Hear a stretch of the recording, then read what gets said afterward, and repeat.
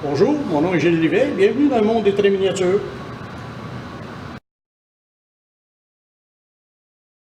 Ma passion pour les trains a commencé, je dirais, probablement vers l'âge de 6 ans, alors que à l'occasion de Noël, j'avais reçu un train électrique de mes parents.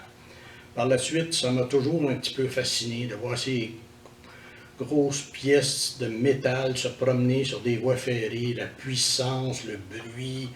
Je me demandais comment ça fonctionne, jusqu'où ça allait. Par la suite, quand j'ai commencé à travailler, je travaillais dans un bureau, une compagnie de structures d'acier qui était située juste à l'arrière des Shop Angus.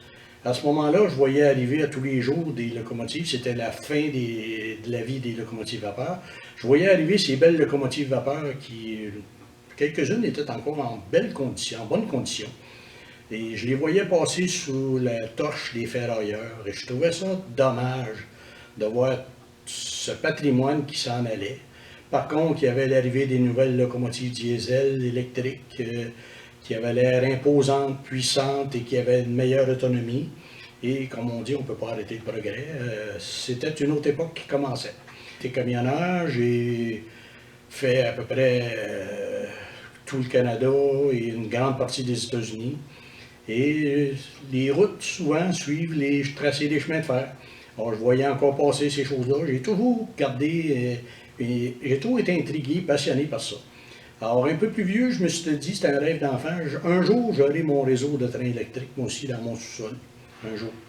J'ai commencé à visiter des portes ouvertes, à aller fréquenter des clubs de trains miniatures, des portes ouvertes ou des shows les fins de semaine où ils vendaient du matériel, choses comme ça.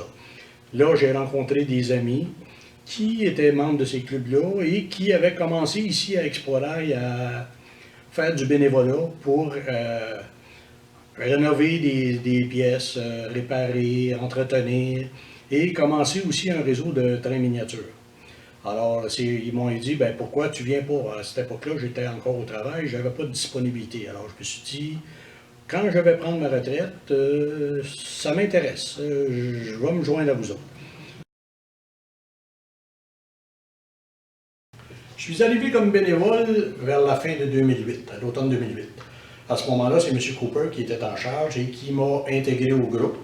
Le groupe était un petit peu plus restreint et avec les années, d'autres se sont joints. Et les gens qui font du train miniature comme ça sont des gens très généreux qui aiment partager leurs connaissances. Alors, on m'a impliqué tranquillement en différentes tâches, apprendre ce qui était le milieu du train miniature et de créer. Par la suite, quelques années plus tard, environ 2 ans plus tard, M. Cooper a dû quitter parce qu'il déménageait au Nouveau-Brunswick et ne pouvait plus continuer à s'occuper parce que c'était trop loin pour lui. Alors, j'ai pris la relève. Le travail est de voir à ce que chacun puisse avoir une tâche selon ses facilités, ses disponibilités. Alors, on est un groupe d'environ une vingtaine de personnes qui a un budget à gérer, alors je dois faire avec, je dois m'organiser pour faire les achats et acheter le matériel que ces gars-là ont besoin pour faire leur travail et les équipements, le matériel roulant, tout ça. Ma priorité est de faire en sorte que la salle soit toujours fonctionnelle, attrayante et instructive pour le visiteur. Elle doit représenter le plus fidèlement possible ce qui existe exactement dans le paysage des trains, autant de l'époque antérieure que d'aujourd'hui. Notre dernière réalisation, et à laquelle je tenais beaucoup, c'est ce présentoir qui nous permet d'exposer tous les véhicules de passagers, les convois de passagers que nous avions à l'arrière du décor et que les gens ne pouvaient pas voir parce qu'ils n'étaient pas en circulation sur le réseau.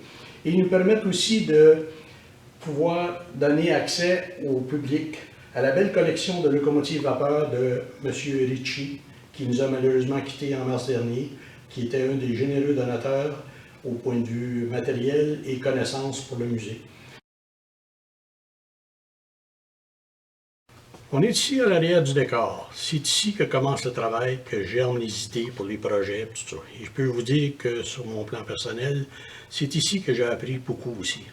À partager, à écouter, à travailler, à apprendre à accepter les idées des autres, à les discuter, à échanger et à connaître un peu plus intimement les gens avec qui je travaille, que je dois gérer. Alors, je pense que c'est plus facile de gérer des gens, de gérer une équipe quand on les connaît un peu mieux. Et je dois vous dire que ça m'a apporté beaucoup. Parce que tout ici se fait avec franchise et dans une grande camaraderie. Alors c'est un aspect qui est très intéressant. Je me suis créé un gros groupe d'une vingtaine d'amis juste ici dans ce domaine.